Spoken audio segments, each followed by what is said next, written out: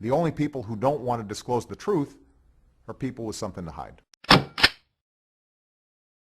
This is the type of lying and extraordinary activity which makes it clear that these two foundations were raising money. Malik was maintaining one of his many wives, 3 or 4 wives in a hotel complex near the family land in Kenya. Just so good, isn't it? He's managing money for the Muslim Brotherhood in Egypt, under which now he's for criminal indictment. Yeah. He's wanted by Geneva for working with the terrorists in the Sudan to raise money for them too. He's a terrorist fundraiser, and he was Obama's best man at Obama's wedding. And then he shows up numerous times and is photographed at the White House in his African garb visiting Brother Barack. Of course, now as soon as this foundation scam gets revealed and Lois Lerner's at the heart of it, then suddenly Barack Obama doesn't know who Malik is. Yes. He has forgotten who Malik is. Right. He doesn't acknowledge Malik anymore. The best man at his marriage, when he marries Michelle Robinson, right? And I've got dozens of pictures of Obama and Malik in the White House, sitting, having conversations.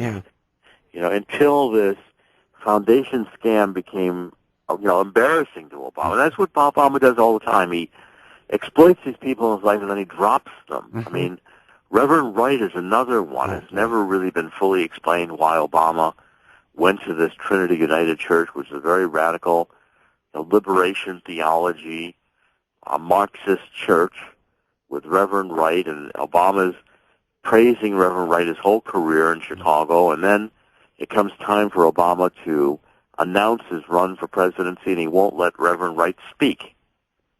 They put a Reverend Wright in the closet. They took him, offered him the cash bribe. I mean, that guy came forward. Yeah, they offered him money. They offered him money. Yeah. And when Reverend Wright wouldn't shut up, right, and the films of him saying, GD America from the pulpit of the church, in typical, liberation theology rhetoric, then the supporters of Obama said, well, Obama wasn't in church that day. Yeah.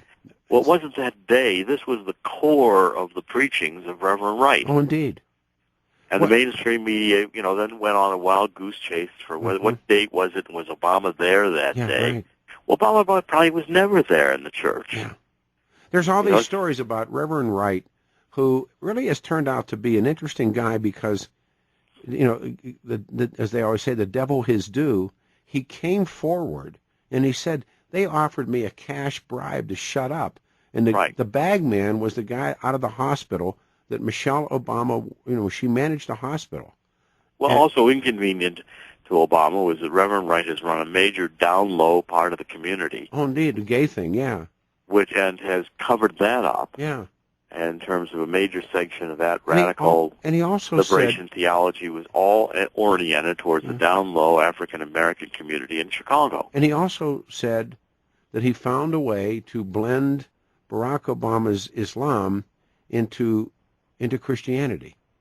Well, and the whole group of them, including Obama, they were all supporters of Louis Farrakhan, and Barack Obama in the Senate used to have the black Muslim bodyguards accompany him. I saw him.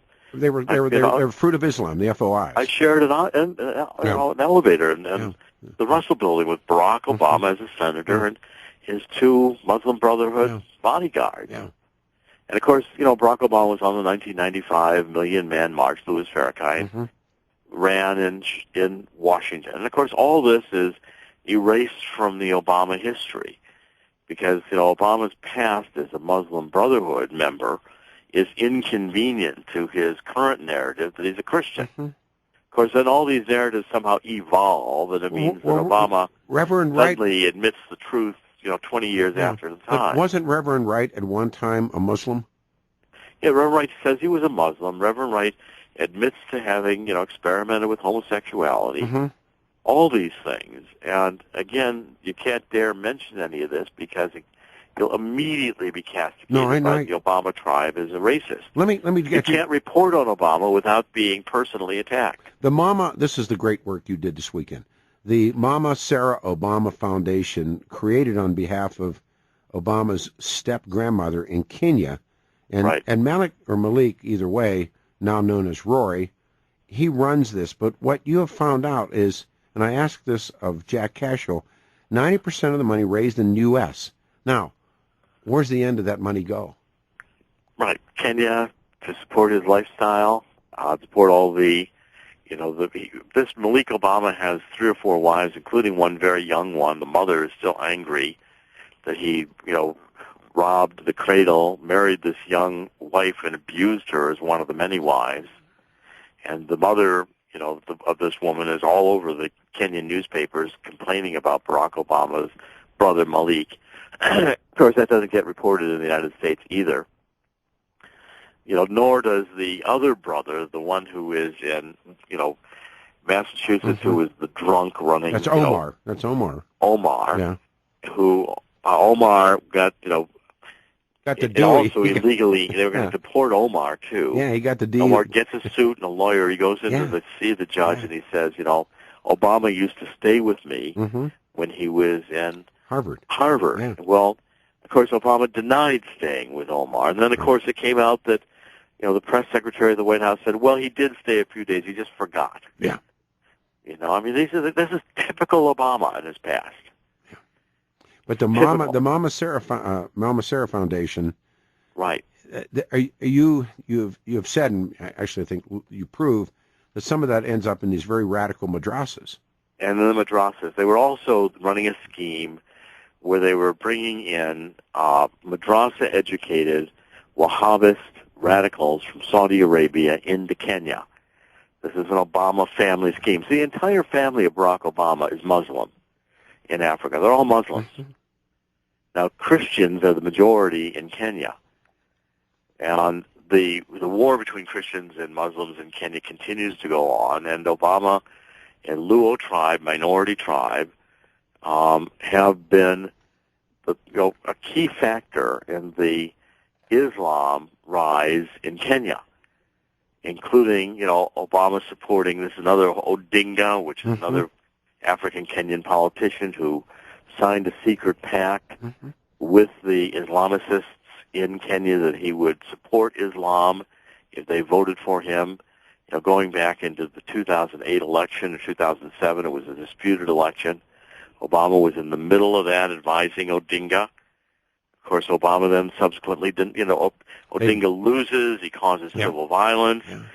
Thousands are killed in race riots in Kenya, including a group of Christians that the Muslims put into a church in Eldoret, Kenya, and burned to the ground. That's right, they lit it on fire. I'm right at my hard break. I'd like to ask you just a final question this morning. I asked it of Jack. How long before this breaks surface where Brian Williams or 60 Minutes or somebody will sink their teeth into this, Jerry?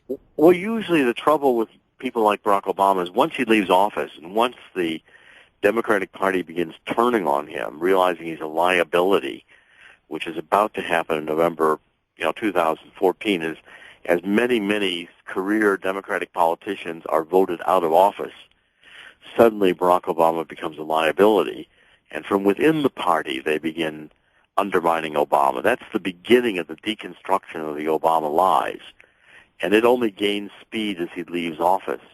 So that the next 20 years, when Obama does not have the press supporting him, they're off running after Hillary or adoring some other Democrat liberal, Obama will be abandoned and thrown to the dogs. And all these stories which we've been researching will then be the substance of books and other articles where they become over time the accepted version of the Obama, and people will be asking, 50, 100 years where were you from now, and how did Obama pull this off? Yeah, where were you when it happened?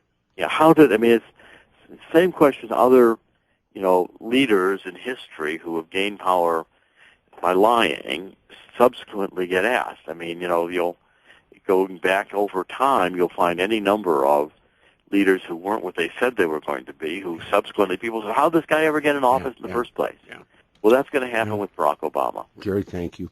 As always, I don't know without Jack and you and Mr. Spencer getting on a list of people how the show would ever operate. God bless you, my friend. Peter. We'll talk. Thanks. Thank you. The only people who don't want to disclose the truth are people with something to hide.